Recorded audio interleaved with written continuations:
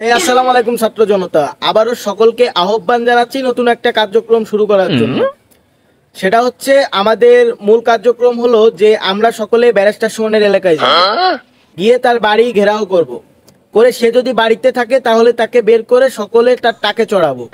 আমি কথা বলতেছি, তারও একটা রিজন আছে।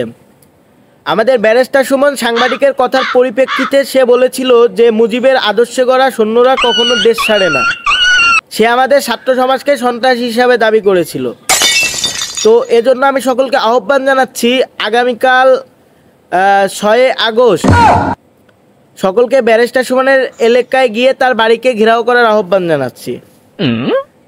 আর সে বাড়িতে যদি থাকে বা তাকে যদি পাওয়া যায়, সর্বপ্রথম তাকে বের করে এনে তার টাকে চড়ানো, সকলে একত্রবদ্ধ হয়ে।